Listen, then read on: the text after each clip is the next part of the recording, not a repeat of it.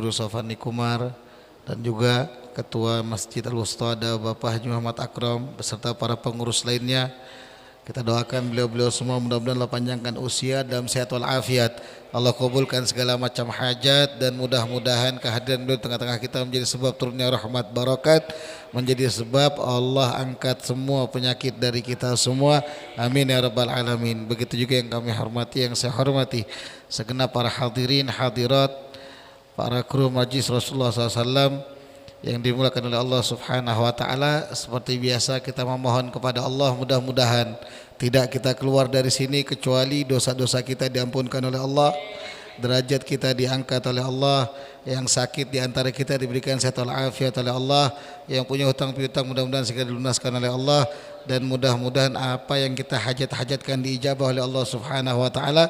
Dan mudah-mudahan untuk semua yang hadir, yang membantu jalannya majlis Rasulullah SAW Kota Balikpapan, yang mendukungnya, dan juga yang hadir pada malam hari ini, mudah-mudahan Allah kayakan kita semua dengan harta yang melimpah ruah, yang barokah, yang manfaat, yang tidak susah dan tidak sulit mendapatkannya, tidak pusing menghabiskannya, dan tidak dihisab di hari kiamat.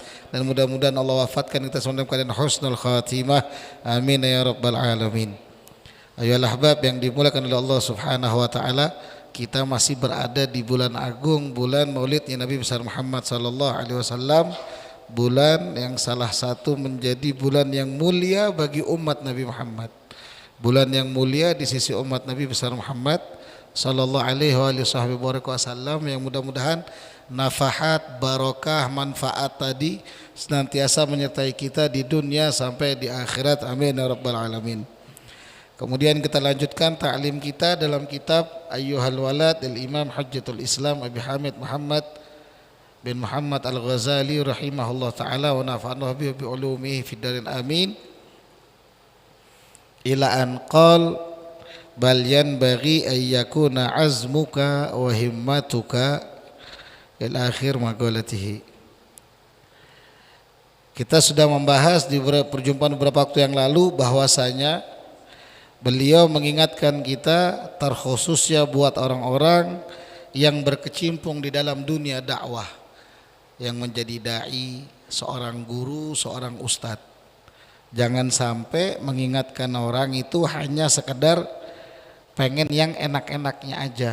Kan sering saya katakan, bahkan malam Selasa kemarin juga Al-Mukarram Syekh Nurdin Marbu hafizahullah ta'ala wa nafa'allahu bi ulum bisarih, itu beliau juga mengingatkan kita, jangan sampai kita terlena dengan kalimat rahmah, jangan sampai kita terlena dengan syafaatnya Nabi Muhammad. Arti jangan terlena itu bukan kita tidak mengharapkan, bukan, tapi alangkah bagusnya dengan pengharapan mendapatkan syafaat Nabi Muhammad, dengan pengharapan mendapatkan curahan rahmat dari Allah, kita juga berikhtiar menggapai ridhonya Allah dengan amal-amal ibadah, amal-amal soleh.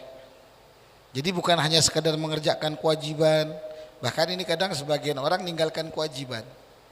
Nanti datang satu ustadz belum, tidak apa-apa, yang penting kita nanti berharap syafaat Nabi Muhammad. Lah, enggak boleh begitu sebagai seorang dai, tidak boleh, ini berbahaya. Tapi harusnya kita menjadi seperti orang yang lihat, sudah tahu ada banjir, ada kebakaran, tenang saja, insya Allah apinya tidak kena. Ini setengah meter lagi kena padahal. Jangan begitu. Maksud beliau kalau sudah tahu bakal terjadi kebakaran, maka diingatkan sebelumnya, ayo kalau mau tidur cek kembali kompornya, ayo cek kembali obat nyamuknya, ayo cek kembali lilin-lilinnya, jangan sampai kebakaran. Kemudian kalau seumpama khawatir banjir daerahnya, jangan buang sampah sembarangan dan lain sebagainya. Ini yang harus dimiliki oleh seorang dai. Jadi jangan ngebuat umat ini terlena dengan rahmah. Oh tenang saja, kalian datang ke majlis saya, Allah curahkan rahmat bagi kalian. Ini dai macam apa? Ayo perbaiki sholat, harusnya begitu. Ayo kita sama-sama mencari ridhonya Allah. Jangan sampai umat ini dibuat terlena, akhirnya malas untuk beramal, tapi dibuat panjang angan. Panjang angan gimana? pengen duduk sama Nabi Muhammad, bersanding dengan Nabi Muhammad, mendapatkan shaf pertama bersama Nabi Muhammad, tapi umat nggak diajak untuk beramal, nggak diajak untuk meninggalkan maksiat, nggak diajak untuk menjauhi apa yang tidak disukai Nabi Muhammad. Wahakata, na'am. Kemudian juga beliau mengatakan yang kedua yang sudah kita bahas juga,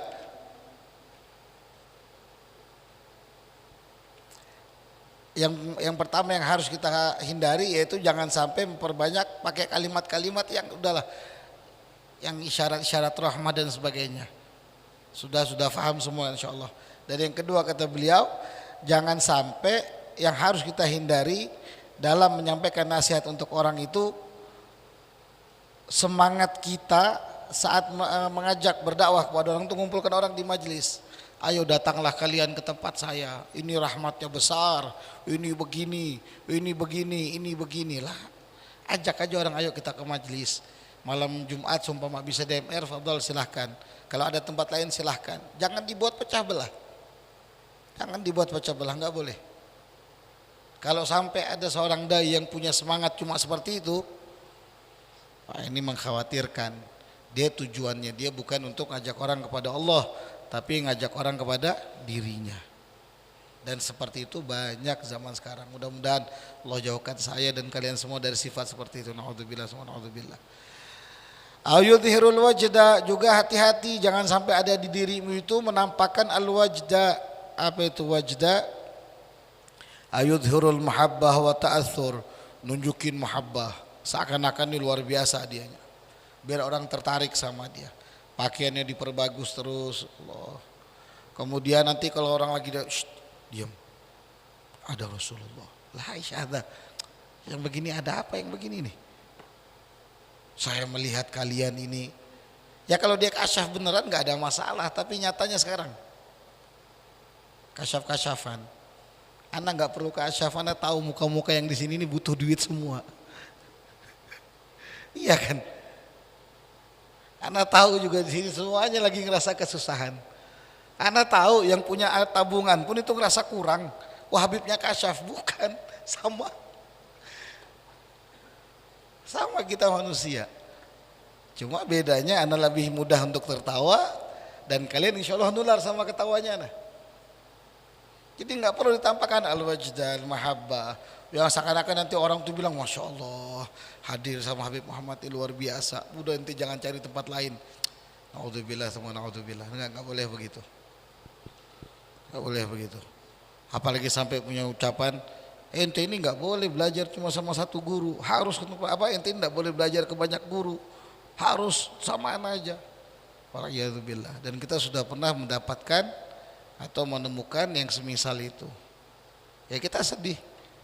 Mau kita nasihati orang yang lebih alim, mau kita kasih tahu usianya lebih tua, ya kita cuma bisa ngedoakan mudah-mudahan hadani Allah wa iya, mudah-mudahan Allah kasih hidayah saya dan beliau juga. Nah, kemudian kita lanjutkan, kata beliau, balian bagi yakuna azmuka wa himmatuka an tad'uwa an-nasa minad dunya ilal akhirati. Akan tetapi seharusnya himmahmu, semangatmu, keinginanmu mengajak manusia itu menuju akhirat, dari dunia menuju akhirat. Yang tadinya dia sibuk sehari semalam cari dunia terus, pagi kerja, maaf kalau ada yang kesinggung, dari jam 8 sampai jam 5. Begitu beres kerja di kantornya atau di perusahaannya atau di tempat dia karyawan di satu tempat gitu, tokonya, habis itu dia mandi, pulang ganti baju, pakai jaket lagi. Ya fahamlah.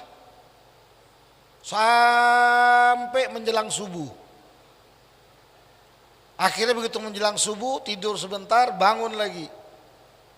Cari uang lagi, terus sampai sholatnya diabaikan. Anak istrinya diabaikan. Lebih, tapi saya kasih nafkah. Naam, saya sering kali katakan nafkah dohir dan nafkah batin itu wajib diberikan seorang suami. Nafkah dohir berupa fasilitas-fasilitas yang membantu dia untuk hidup. rumah, sandang, pangan, papan, kebutuhan hidupnya. Adapun nafkah batin diantaranya juga rasa aman, rasa tenang, rasa nyaman, pendidikan agama, bertambahnya iman. Kadang-kadang kita yang mikirkan nafkah batin itu cuma apa? Urusan ranjang, waliyadzubillah. Enggak, bukan begitu. Akhirnya diabaikan semua, ngejar satu kewajiban tanggung jawab berupa anak istri, tapi mengabaikan puluhan kewajiban yang lainnya. Baru dia ngarap, oh tenang, kita punya Nabi Muhammad, Allah itu ngerti aja sama saya kok. Kamu yang tidak ngerti-ngerti sama Allah, kamu yang tutup telinga, tutup mata dari Allah. Na'udzubillah, semua na'udzubillah. Nah, seorang dai harus punya keinginan, semangat. Dai itu seperti saya, seperti antum semua nih dai. Kalian semua nih dai. Bedanya saya yang berbicara di mic dan antum yang mempraktekkan di lapangan. Lo maksudnya Beb, orang mau lihat suksesnya dakwah saya yang bersambung kepada guru saya sampai Nabi Muhammad, yang dilihat selain saya pribadi ya semua yang hadir ini. Kalau yang anak masih nggak bakti sama orang tua, yang suami masih kasar sama istri, kemudian yang saudara masih zalim sama saudaranya, yang punya jabatan masih zalim sama bawahannya, sholatnya berantakan, akhlaknya berantakan, maka orang bakal mengira dakwah yang dibawa Habib Muhammad itu gagal. Jadi kalau mau ngelihat dakwahnya berhasil, kalau sayang sama guru-gurunya, paksakan diri. Memang nggak bakal mudah. Orang-orang jahiliyah dulu pun saat mereka masuk Islam, mengenal Islam, jatuh cinta sama Nabi Muhammad, itu mereka paksa dirinya untuk menyenangi apa yang disenangi Nabi Muhammad. Kayak kita pernah bahas di Syama'il Nabhani, Nabi itu suka semacam labu, labu-labuan kan, apa duba itu kayak sejenis labu lah, saya nggak tahu pasti tapi sejenis labu. Kata Sayyidina Anas, saat saya tahu Nabi Muhammad senang itu, senang duba tadi, maka saat itu juga saya senang. Artinya dia korbankan kesenangannya cuma untuk ikuti kesenangan Nabi Muhammad. Nah kalian juga harus begitu, saya pun begitu. Saya bisa begini, duduk begini, karena berharap nanti dipandang sama guru saya, dipandang sama Nabi Muhammad. Guru-guru kita, Habib Ali, Ustadz Mundir, sakit, capek, pegel, dan lain sebagainya, semuanya berharap cuma untuk apa? Dipandang sama guru ya, dipandang sama Nabi Muhammad. Mereka neruskan, dan kita pun harus demikian. Kalau orang ngelihat, oh Masya Allah Jalu sama ibunya bakti, sama saudaranya luar biasa baik, anak soleh rupanya. Orang ngelihat, ini Jalu suka kemana? Oh rupanya Muhammad ini suka kemana? Ke majlis Rasulullah. Tertarik satu orang, maka datanglah Asrul seumpama, tapi Asrul bukan ikut Jalu kan, ketemu di jalan. Atau yang lainnya pun demikian. Misalkan ada orang ngelihat Habib Agil, kok Habib Agil ini Masya Allah ya, makin kesini makin yatala'la wajhu, bercahaya wajahnya. Ini ada apa? Kok ibadahnya kayaknya semangat. Oh hadir di mana? Hadir di majlis Rasulullah misalkan. Akhirnya jadi dakwah ke orang lain. Semuanya begitu. Akhirnya jadi dakwah. Nah kalau kita bisa ngasih lihat orang betahnya kita dengan ibadah, betahnya kita untuk menggapai akhirat, orang bakal masuk ke dalam jalur keselamatan yang dibawa Nabi Muhammad sebab kita. Sebab kita. Orang lihat Habib Hamudi misalkan, Masya Allah, walaupun hidupnya dengan santainya, tapi ibadahnya rajin, berbakti sama orang tua, rajin menabung, sopan, pokoknya sifat-sifat yang mulia. Orang tertarik, ini kemana? Oh rupanya ikut sama Habib Ali. Oh Habib Ali di majlis Rasulullah. Mulai lagi orang tertarik.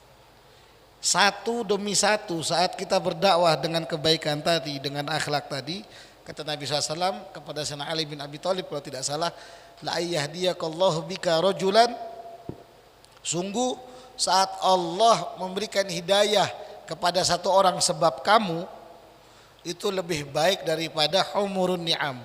Humurun ni'am itu onta jenis yang terbaik, kamu sodakohkan atau kamu dapatkan onta itu hadiah, tapi balasan yang Allah beri lebih dari itu, lebih dari itu. Makanya Kalau ditampakkan pahalanya dakwah ini, orang itu nggak bakal ada yang sibuk sama urusan dagang. Semuanya sibuk ngajak orang untuk ke masjid. Semuanya sibuk ngajak orang untuk beribadah. Semuanya bakal sibuk untuk apa? Untuk ngebuat orang tuh ayo kita sama Allah aja, ayo kita tenang sama Allah, ayo kita datangin masjid, ayo kita ibadah, ayo kita ngaji, ayo kita belajar. Saya nggak nampak, jadi nggak kelihatan. Orang kan rela jalan santai 10 kilo misalkan, karena hadiahnya besar. Coba kalau jalannya hadiahnya cuma magic jar, paling sekilo. Karena nampak itu aja masih ada yang mau. Kayak lomba-lomba maraton atau apa? Jalan yang berkilo-kilo tuh. Apa namanya itu? Olimpiade maraton.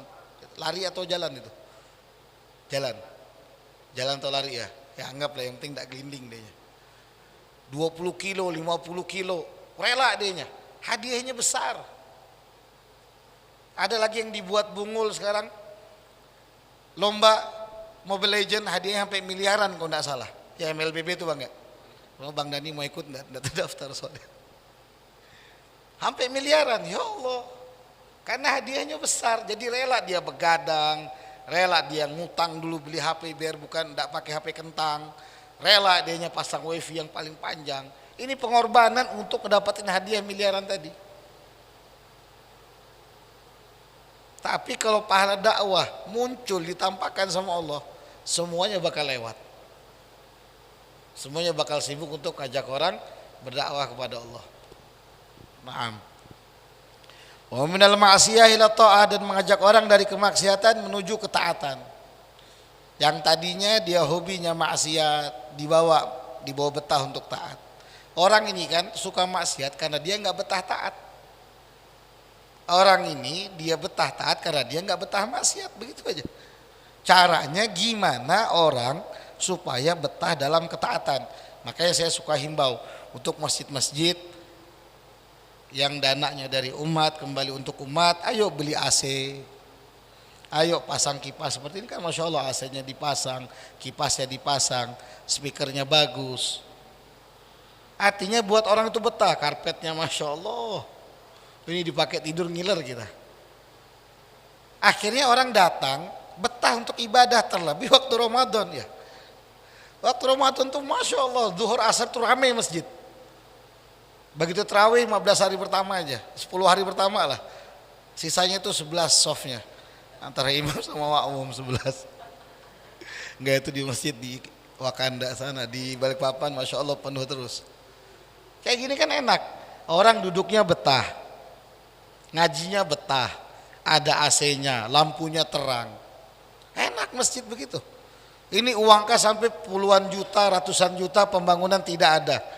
Speaker begitu ngomong storing, begitu ndak storing ndak ada suaranya juga, makanya ndak storing. Lampunya kata orang Banjar tuh kirip, apa kirip tuh, kidip, redup. Ya Allah, karpetnya kasar. Akhirnya orang tambah malas mau ibadah. Tempat wudunya kotor, WC-nya maaf, beribu maaf. Lebih enak WC di mall. Makanya orang lebih betah di mall. Nah, gimana caranya kita bawa orang itu betah? Itu termasuk dakwah. Ini anak nggak negur pengurus masjid, tapi pengurus masjid masya Allah. Ini bisa dipakai untuk masjid-masjid yang nonton di rumah ini. Itu dipakai buat orang betah untuk taat.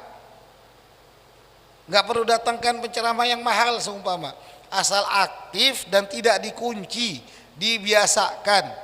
Itu insya Allah aktif, orang-orang untuk ibadah lebih semangat lagi. Dipilih muadzinnya, itu termasuk dakwah. Sebagian ulama bahkan membolehkan membayar muadzin dan imam dengan wajah yang ganteng, suara yang bagus. Kalau itu bukan anak, itu boleh dibayar katanya sebagai bentuk dakwah. Maaf, kadang-kadang orang kalau dengar orang adzan suaranya falas, enggak tahu tangga nada, itu enggak mau datang.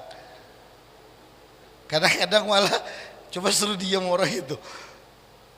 Seriusan. Terus yang jadi imam maaf sudah tua tadi kata beliau, ngajinya belepotan, orang malah malas. Gimana mau betah? Nanti yang disalahkan orang-orang, si ini memang kurang ajar bib, tidak mau sholat. Oh iya kak iya, sekampungan ini bib tidak mau sholat di kampung saya. Imamnya siapa? Saya bib. Begitu kita ikut sholat, oh pantas. Saya aja pengen batal saat itu, langsung niat mufarokoh, langsung niat sholat sendiri. Kenapa? Acak adut. Semua ada tata caranya, tapi paling tidak sebagai pengurus, ayo berkembang biar buat orang itu betah untuk taat tanpa harus melawan perintah Allah tentunya. Kalau maksudnya Bib, ya kadang-kadang beberapa masjid ini maaf beribu maaf, dia tidak tahu mana yang qasidah, mana yang lagu cinta, dia setel lagu Arab. Ala bal walan tadari billi gharam. Dia tidak tahu, dia pikir ini qasidah, ustadzah kata yang nyanyi. Padahal ini lagu Arab cerita tentang seseorang lagi jatuh cinta mungkin. Gak nyambung kan? Makanya masjidnya orang yang asyik tadi itu bukan pengen hadir, nanya itu qasidah siapa? Oh mungkin Ustadzah Maryam Faris katanya. Atau Ustadzah Nancy Ajram. Bukan. Jadi ya, dipasang yang benar. Yang benar. Yang penting jangan sampai melanggar perintah Allah. Oh nanti biar menarik orang misalkan yang adzan perempuan, ini melawan namanya. Bukan datangkan barokah, malah datangkan musibah bala. Tapi yang bagus suaranya perempuan, Beb. Di kampung saya ada qori, dia internasional lagi. Iya, kamu jadikan dia imam subuh, zuhur, asar, maghrib, isya. Sepanjang itu kamu disiapkan sama Allah bala turun dari langit. Sudah pernah tahun 2007 kalau tidak salah atau 2008 waktu kami masih di Malang. Itu sudah musim kan, ada satu perempuan Aminah Wadud. Mungkin Jaluk masih SD kali waktu itu ya. Aminah Wadud, jadi nggak tahu. Dia jadi imam di Amerika dan akhirnya ajarannya dipakai. Sempat masuk ke Indonesia, akhirnya sholat pakai bahasa Indonesia. Itu waktu itu di Malang sempat ada. Ya akhirnya ditutup sama masyarakat. Aneh, menyesatkan. Rame. Nggak bakal sepi masjid, makin aneh makin rame, yakin saya. Tapi ya tadi bukan bawa manfaat, bawa mudarat. Umat terpecah-pecah, yang emosinya tidak karu-karuan, yang melaknatnya, caci makinya. Akhirnya yang tadi apa? Bagus saya tidak sholat sekalian katanya. Na'udzubillah, thumma na'udzubillah. Jadi begitu biasakan. Dan saya pesan sama pengurus masjid, kalau bisa jangan dikunci. Kalau toh memang harus dikunci, sediakan tempat yang nyaman untuk para musafir. Itu bagi yang masjidnya di jalur utama trans. Kayak di kilo-kilo itu dibukakan kalau bisa. Kadang-kadang kita kan sholatnya nggak langsung tepat waktu isya. Ada yang sholatnya mungkin setelah turun ferry jam 9 misalkan. Karena arah ke Samarinda udah sekalian di jalan aja. Begitu masuk masjid WC kotor, berpasir, air ndak ngalir, pintu dikunci. Kalau anak pengen iseng-iseng anak tulis dijual tempel. Sekalian nggak ada manfaat buat umat. Tapi ada maling. Sebetulnya security terbaik itu saat para pengurus, maaf sekali lagi saya kasih saran, bisa patungan ngebantu warga sekitar. Mungkin diajak makan bersama seminggu sekali lewat kajian subuh misalkan, nanti makan nasi kuning. Bukan yang hadir saja yang diberi, misalkan ada tetangga-tetangga dikasih. Itu security terbaik. Tidak akan masjid kamu dibongkar sama orang. Satu kampung yang jagain. Biasakan begitu. Ini insya Allah orang jadi betah untuk taat. Yang muda-muda jangan dilarang. Dia datang pakai kaos, nggak apa-apa, siapkan sarung-sarung. Dulu kita kalau waktu masih di Banjar, kalau ke Banjar itu setiap musola masjid itu ada sarung, ada mukena dan dicuci. Ingat baik-baik, jangan dia dicuci. Mentang-mentang jadi pengurus masjid dibiarkan 5 tahun mukenanya. Kadang baunya masya Allah. Peci yang disiapkan juga masya Allah yang bersih. Kadang sudah kuning sampai ada hitam-hitamnya. Allah.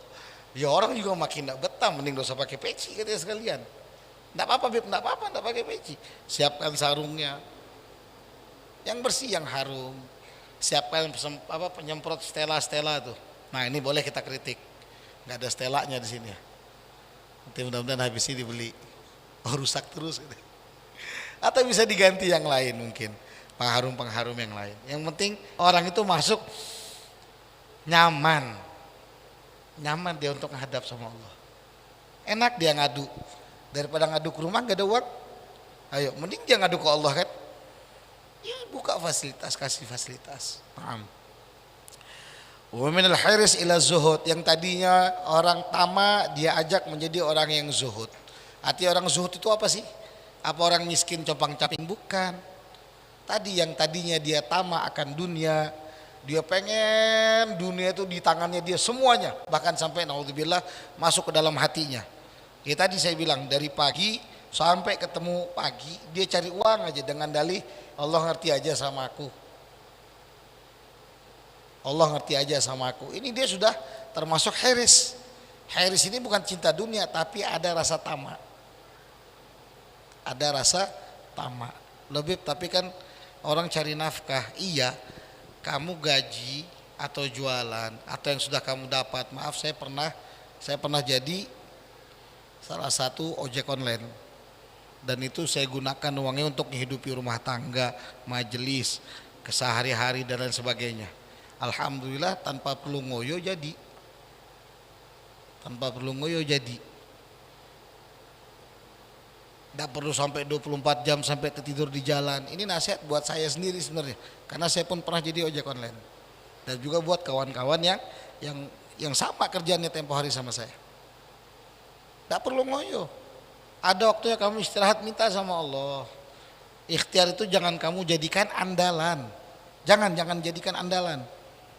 Kalau kamu jadikan andalan ya tadi, mulainya rasa kurang terus.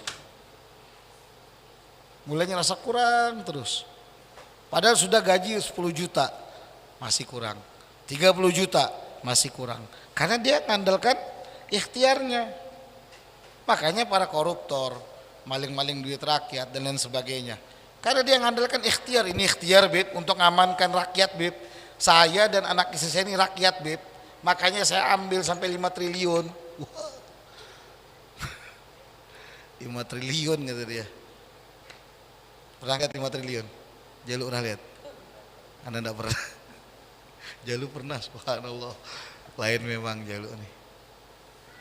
Dia ngambil karena dia ngerasa hiris, tamak. Nah diajak, ayo jadilah orang yang zuhud. Apa itu zuhud? Zuhud itu tidak cinta dunia. Bukan tidak butuh dunia, kita butuh. Nabi ngajarkan kita makan kok, ada adab-adabnya makan. Artinya ada kebutuhan yang untuk kamu hidup aja. Makannya kamu untuk ibadah, artinya untuk hidup. Jangan dibalik, jangan hidup kamu untuk makan. Bangun tidur dan pikirkan makan. Mau tidur dan pikirkan makan. Siang-siang dipikirkan makan apa.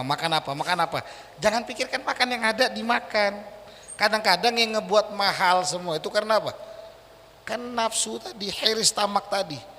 Padahal kalau dia mau berusaha belajar untuk bersyukur dengan apa yang dia punya, nasi, sambal, kerupuk, itu enaknya luar biasa.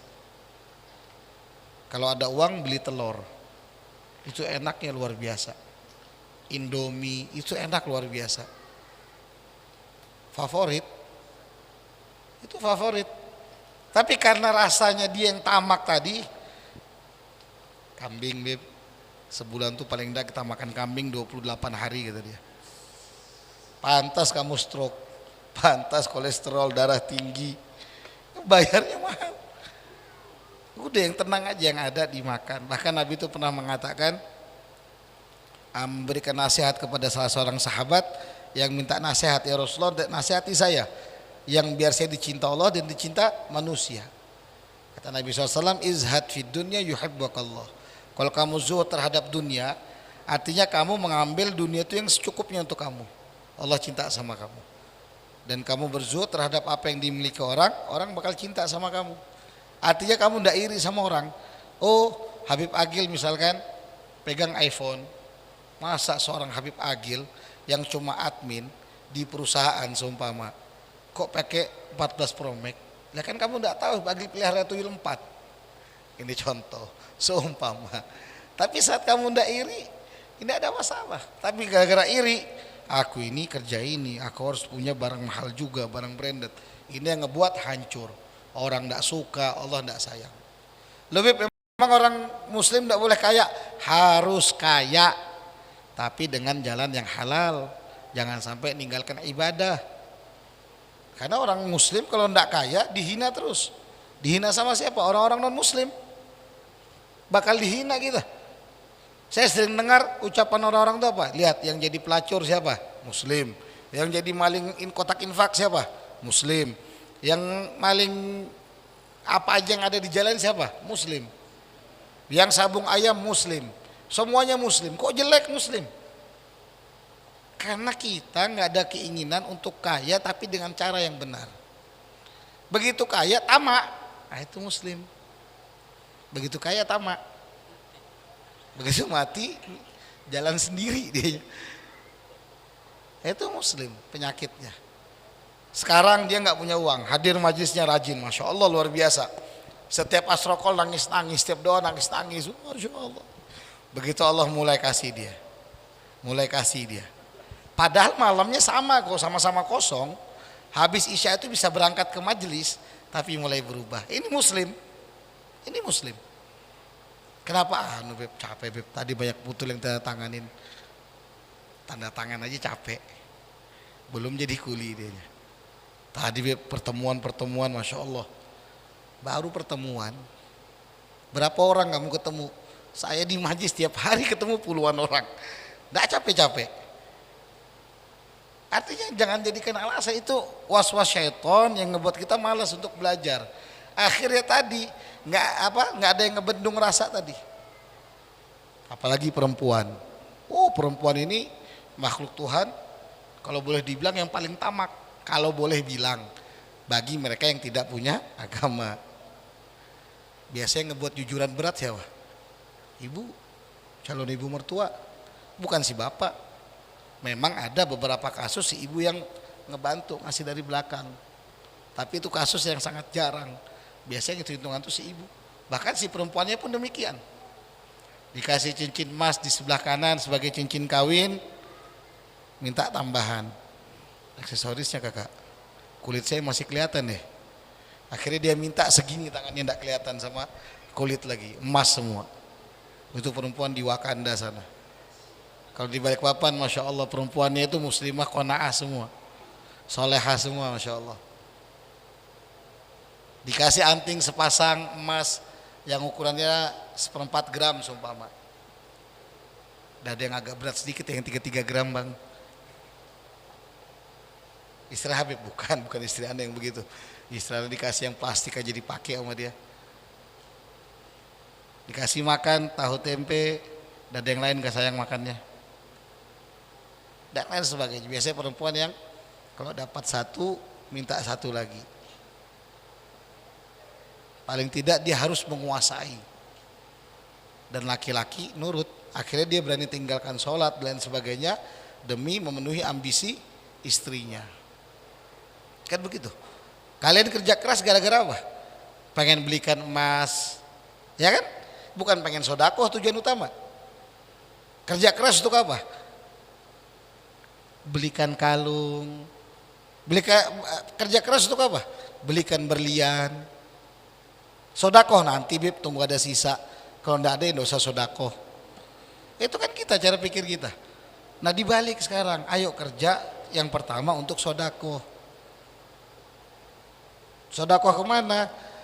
Dibagi, uang itu dibagi. Seumpama dapat 100.000 hari ini, dibagi yang 50.000 untuk nafkah di rumah, yang 50.000 dibagi, misalkan setengahnya untuk bensin, setengahnya dibagi 2 lagi untuk sodakoh, satunya nanti untuk tabungan kah.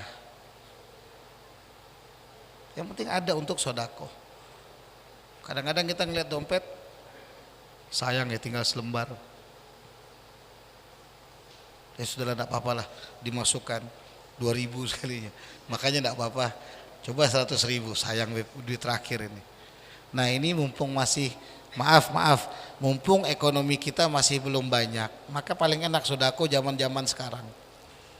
Paling enak, kayak saya mau sodako sekarang ini paling enak. Kenapa? Uang saya cuma ada tahu sisa 5.000 Pak di dompet. Itu kalau disodakohkan, dramatisirnya itu besar. Kalau daripada dibanding orang kaya yang ada di balik papan, lebih besar punya saya. Kenapa? Karena 100%. Kalau dihitung persentase. Ya kalau dihitung banyak ya jelas 5.000 dapat apa, kasarnya kan gitu. Tapi kalau Allah yang ngitung 5.000 dari kita duit terakhir di dompet itu 100%. Kalau ada misalkan anak kasih contoh Muhammad Jalu sebagai pengusaha minyak di kota Balikpapan misalkan yang ternama, seumpama dia menguasai bidang minyak-minyakan dari kelapa sawitnya, solar semua. Tahu-tahu dia bagi-bagi uang 2 miliar dengan total kekayaan 1 juta US dollar seumpama. Dia bagi-bagi uang 2 miliar rupiah. Dibanding datang saya bagi uang ke masjid Al-Wusta 100.000. Itu uang terakhir buat susu anak-anak. Kata Allah yang banyak itu punya saya. Loh kok bisa Beb? Ya karena ada yang ceramah. Kan ada yang ceramah kan. Ada yang ngasih analogi. Analoginya gimana? Anak sudah ngasih semua yang anak punya. Tidak ada lagi tabungan anak nol. Habis semua. Itu sudah sampai sampai basah keringetan semua luar dalam. Itu uang terakhir 100.000 anak taruh di sini. Sedangkan Muhammad tadi cuma tangan masih ada 1 juta US dollar, habisnya cuma 2 miliar setengah. Berapa persen kira-kira? Tidak tahu juga. Berapa persen? Sedikit kan. Makanya mumpung masih susah, ayo belajar kita nggak cinta dunia. Belajar mudah untuk Allah. Belajar mudah untuk Nabi Muhammad. Toh yang kita keluarkan ini bukan untuk si orang lain, bukan, tapi untuk kita sendiri. Gal Nabi SAW bersabda, ya gulun nas mali mali. Apa ajib tu minan nas ya gulun mali mali. Saya ini heran sama orang-orang. Mereka mengatakan harta saya, harta saya. Contohnya, oh ini tanah saya, ini mobil saya, ini semuanya punya saya, ini begini, ini punya saya, semuanya punya saya. Oh malu kata Nabi, mana yang hartamu itu yang mana? Hartamu itu kata Nabi, yang kamu makan jadi kotoran, yang saat ini kamu kenakan, itu hartamu. Yang di rumah bukan hartamu. Karena naudzubillah kalau kebakaran, berarti ini yang rezeki kamu. Yang ada di hadapan kamu sekarang ini belum tentu punyamu. Belum tentu ini punya saya, belum tentu ini rezeki saya. Tapi yang sudah masuk dan jadi kotoran tadi, itu rezeki kamu kata Nabi. Dan yang kamu sedekahkan fa'abqait, maka kamu abadikan dia di sisi Allah. Itu rezeki kamu. Makanya saya heran kadang sama orang-orang yang bilang, ayo urusan dunia dan akhirat harus seimbang. Mana ada seimbang? Kamu pelit sama akhirat. Coba kita hitung urusan dunia, makan sehari berapa? 5.000 sekali makan? 10.000? Paling kecil 20.000 kali ya sekali makan, kali 3 60.000. Kamu sedekah 2.000, 5.000, imbang yang mana? Imbang yang mana? Kan ada yang imbang, padahal kamu lebih butuh akhirat nanti. Jadi analogi seperti itu was-was dari syaitan. Oh enggak bisa Habib berdakwah harus ngajak orang seimbangkan dunia dan akhirat. Oh enggak mau saya, rugi orang kalau begitu cara pikirnya. Saya mau kamu selamat di akhirat. Dirubah. Kalau memang kamu mau seimbang, maka yang kamu makan hari 60.000, keluarkan untuk Allah 60.000. Enggak kan? Jadi mumpung masih susah, ayo kita keluarkan yang ada, keluarkan. Apalagi kalau lagi ada hajat besar. Lagi ada hajat besar seperti sakit, pas kebetulan ada ayam, potong ayamnya. Masak, bagikan ke tetangga, niat, ya Allah sembuhkan penyakit saya. Kalau ada uang lebih lagi, potong kambing. Niat, ya Allah sembuhkan penyakit saya, bagikan ke tetangga. Kalau ada uang lagi, potong sapi. Niat, ya Allah kalau ini saya bagi-bagi semua ini, Allah saya kasih tetangga, saya sedekahkan, saya bagi ke mereka semua. Tanpa perlu acara, nggak perlu selamatan, langsung bagikan aja, niatkan begitu. Sembuhkan saya ya Allah. Nggak ada yang berani, jarang ada yang berani. Jadi jangan mau dibodoh-bodohi sama syaitan, sama hawa nafsu. Dunia sama akhirat harus seimbang. Kamu di dunia paling lama 80 tahun, 100 tahun, 200 tahun. Tidak ada yang 200 tahun. Tapi di akhirat abadi dikekalkan oleh Allah antara di surga atau di neraka. Silakan pilih mau yang mana yang lama. Jadi harus pintar dalam memanage keuangan. Ini maksudnya. Bukan cuma sekedar memanage biar tidak rugi saja, tapi lebih ke apa yang kamu siapkan untuk bekal kamu. Makanya zuhud terhadap dunia tidak melarang kita untuk kaya, tapi artinya tidak cinta dengan dunia, tidak tamak, tidak serakah. Sudah ada yang ada ya sudah, jangan sampai oh enggak beb ini kalau enggak ditandatanganin sayang beb 20 miliar ya untungnya seumpama. Enggak, kita sholat dulu 15 menit. Oh enggak bisa beb, ini ketinggalan sedikit aja, gagal proyek ini. Wah kacau ini orang. Dia berani ngejual Allah. Dan naudzubillah sama naudzubillah, orang-orang yang begitu, maaf kalau ada yang kesinggung, saya minta maaf sebesar-besarnya. Dia lebih rendah dari iblis. Kok bisa sih beb? Iya, iblis itu nolak sujud sama Nabi Adam aja, tapi iblis tidak pernah nolak sujud sama Allah. Nah orang tadi yang ngejar dunia abis-abisan, yang serakah sampai berani ngabaikan sholat, dia nolak sujud sama siapa? Sama Allah. Sama Allah dia tolak sujudnya. Nauzubillah. Makanya saya bilang ini lebih rendah dari iblis. Jangan mau ketipu sama dai yang tidak pernah ngajak kamu sholat. Jangan mau, hati-hati. Hati-hati. Kamu dibiarkan terjerumus dalam kesesatan. Sering saya katakan, orang-orang yang suka ngabaikan perintah Allah terutama sholat, dan orang yang membiarkan kita itu berarti orang tidak sayang. Karena nanti kan ditanya sama Allah, masalakakum fi saqar. Sering saya ulang-ulang ayat ini biar jadi momok di pikiran kita. Apa yang menyebabkan kalian semua masuk ke dalam neraka sakor? Jawaban yang pertama apa? Qalu lam naku minal musallin. Kami dulu bukan orang yang sholat atau orang yang gemar sholat. Baru walam naku nut'imul miskin wa kunna nakhudu ma'al khaidin. Kami bukan orang yang suka ngasih makan orang miskin, orang pelit, ngumpulkan dunia tapi tidak mau mengeluarkan, akhirnya nggak punya apa-apa. Dan kami suka ngumpul-ngumpul, nakhudu ma'al khaidin, ngumpul-ngumpul yang tidak karu-karuan. Yang diomongi project tulul amal, project panjang angan, duduk pesan kopi, rokok, utang dulu aku rokok sama gorengan dulu ya. Nanti ini kalau tembus ini 8 miliar ini tenang aja kamu. 12 tahun begitu hidupnya. Nah ini contoh, nggak ada yang 12 tahun, baru 15 tahun. Ayo nakhudhu ma'al khaidin. Ngomongin yang mayanfa, nggak ada manfaat. Nanti ngomong itu kok bisa ya dia, padahal duduknya sama-sama kita. Kenapa kok dia kaya saya enggak?